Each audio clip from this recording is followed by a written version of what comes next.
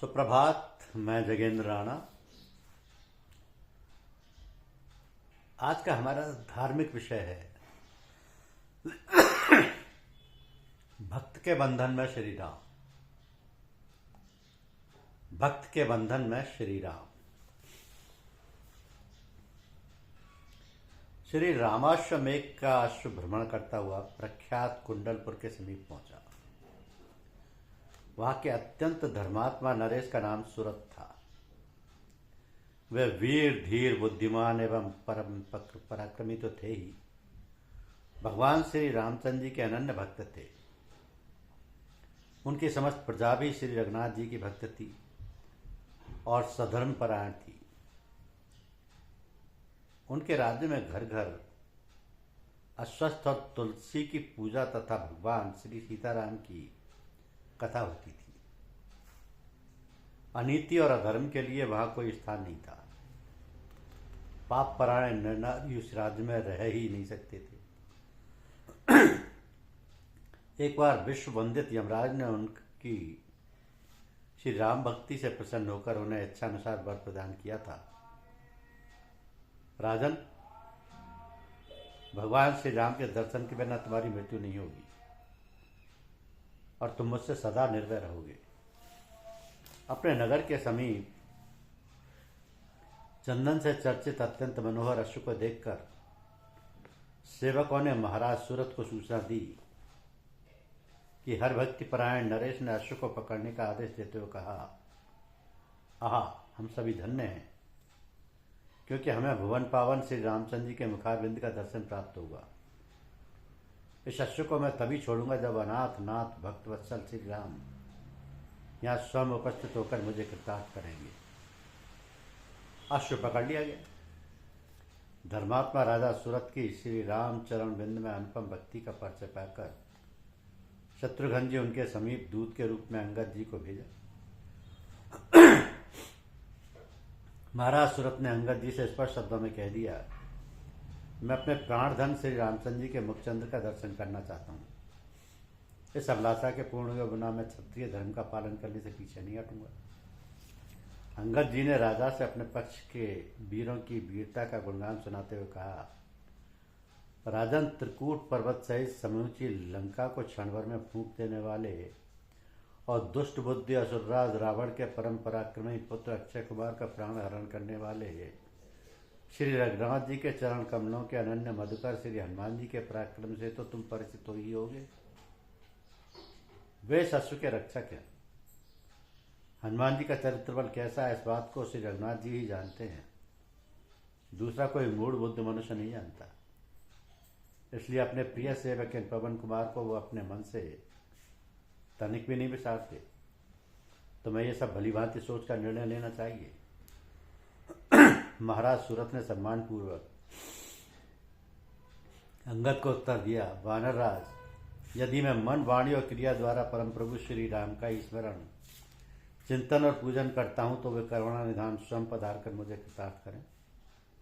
अन्यथा महाबली श्री राम भक्त हनुमान, शत्रुघ्न जी और भरतनंदन पुष्कल आदि मुझे बलपूर्वक बांध कर अश्व ले जाए। तुम मेरा यह निश्चय शत्रुघ्न जी की सेवा में निवेदन कर दो। अंगद के लौटते युद्ध की तैयारी हो गई।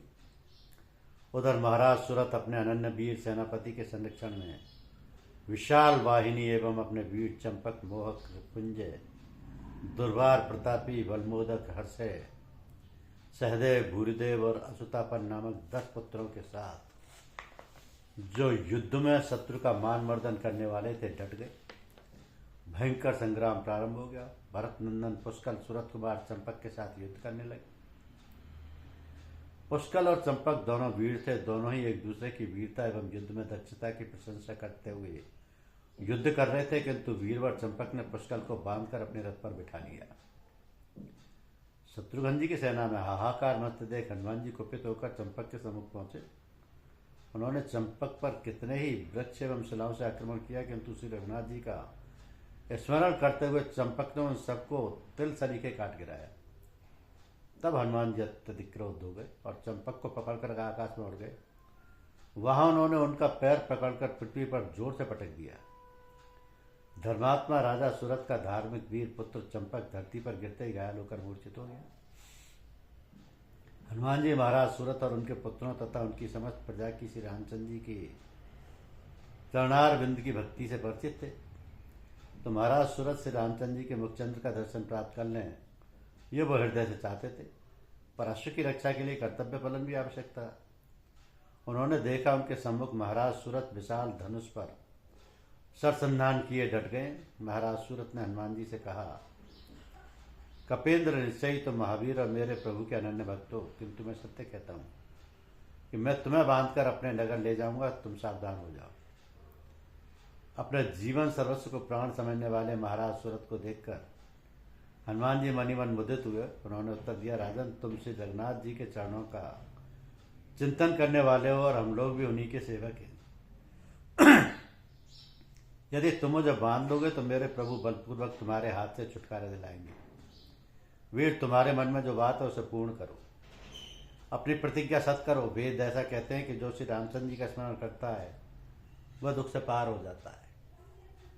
महाराज सूरत ने पवन कुमार की प्रशंसा करते हुए अपने तीक्ष्णतम शरों से उन्हें घायल कर दिया।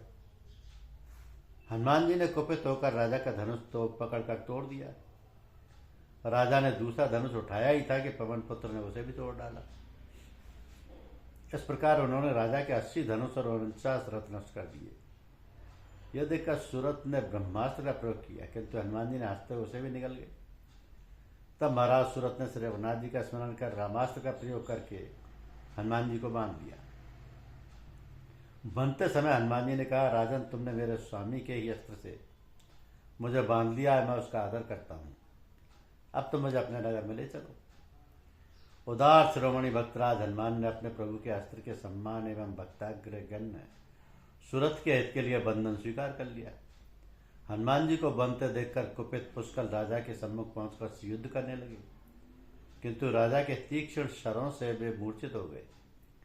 इस प्रकार लवणासुर घाती शत्रुघ्न जी एवं सुग्रीव आदि भी राजा के तीक्ष्ण शरों से घायल होकर मूर्छित हो गए। महाराज सूरत विजयी हुए।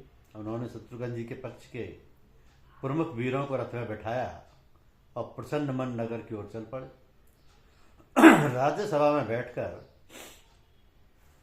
महाराज सूरत ने बंधे हुए हनुमान जी से कहा, पवन कुमार, अब तुम अपनी मुक्ति के लिए दयामय श्री रघुनाथ जी का स्मरण करो। तो बंधन युक्त दया पर वश हनुमान जी ने अपने समीप अपने पक्ष के सभी प्रधान वीरों को बंधा देखकर कमल नेत्र श्री रामचंद्र जी का स्मरण करते हुए मनी मन उनसे अत्यंत करुण प्रार्थना की कि हा नाथ, आप पुरुषोत्तम है, दयालु सीतापते, आप कहाँ हैं? मेरी दशा पर दृष्टिपात करें। प्रभु, आपका मुख स्वभाव से ही शोभा संपन्न है, उस पर भी सुंदर कुंडलों के कारण तो उसकी सुषमा और भी बढ़ गई है। आप भक्तों की पीड़ा का नाश करने वाले हैं, मनोहर रूप धारण करते हैं। दया में मुझे इस बंधन से शीघ्र मुक्त कीजिए, देर न लगाइए। आपने गजराज आदि भक्तों को संकट से बचाया है, दानव वंश रूपी अग्नि की तीव्र ज्वाला में जलते हुए देवताओं की रक्षा की है, तथा दानवों को मारकर उनकी पत्नियों के मस्तक की केश राशि को भी बंधन से मुक्त किया है। वे विधवा होने के कारण कभी केश नहीं बांधती। करुणानिधि, अब मेरी भी सुध लीजिए। नाथ, बड़े बड़े सम्राट भी आपके चरणों का पूजन करते हैं। इस समय आप यज्ञ कर्म में लगे हैं, मुनीश्वरों के साथ धर्म का विचार कर रहे हैं, और यहाँ मैं सूरत के द्वारा गाढ़ बंधन में बांधा गया हूँ। महापुरुष देव, शीघ्र आकर मुझे छुटकारा दिलाइए। प्रभु, संपूर्ण देवेश्वर भी आपके चरण कमलों की अर्चना करते हैं। यदि इतने स्मरण के बाद भी आप हम लोगों को इस बंधन से मुक्त नहीं करेंगे तो संसार प्रसन्न होकर आपकी हंसी उड़ाएगा। इसलिए आप विलंब न कीजिए, हमें शीघ्र छुड़ाइए।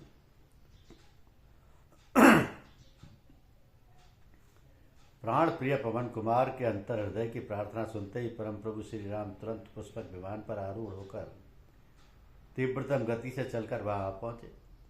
हनुमान जी ने देखा, मेरे सर्वांतर्यामी प्रभु श्री राम आ गए। उनके पीछे लक्ष्मण, भरत एवं बीतराग ऋषियों के समुदाय को देखकर दया में पवन नंदन ने गदगद कंठ से भाग्यवान महाराज सूरत से कहा, राजन देखो, भक्तों को संकट से मुक्त करने वाले मेरे प्राण सर्वस्व श्री रघुनाथ जी हमें बंधन मुक्त करने आ गए। हनुमान जी का संकेत प्राप्त होते ही महाराजा सुरत प्रभु के चरणों में लौटकर बारंबार प्रणाम करने लगे। उन्होंने प्रभु के परम पावन चरणों को अपने प्रेमाश्रुओं से धो दिया और जब दयाधाम श्री राम ने चतुर्भुज रूप धारण कर राजा सुरत को छाती से लगा लिया, तब हनुमान जी के नेत्रों से आनंदाश्रु प्रवाहित होने लगे। प्रभु ने राजा से कहा, राजन, तुमने यशस्वी क्षत्रिय धर्म का पालन कर बड़ा उत्तम कार्य किया है। श्री रघुनाथ जी की दया दृष्टि से हनुमान जी आदि सभी वीर बंधन से मुक्त और समस्त मूर्छित तथा मृत योद्धा जीवित हो गए। तो राजा सूरत के आनंद की सीमा न थी। उन्होंने पुत्रों सहित हर्षोल्लास पूर्वक प्रभु की अर्चना की। राजा, मंत्री, राजा के पुत्र, सैनिक एवं समस्त नागरिक भगवान श्री राम एवं उनके अनन्य भक्त भक्तराज हनुमान के दर्शन कर धन्य हो गए। सबने अपना जन्म और जीवन सफल कर लिया। धन्यवाद।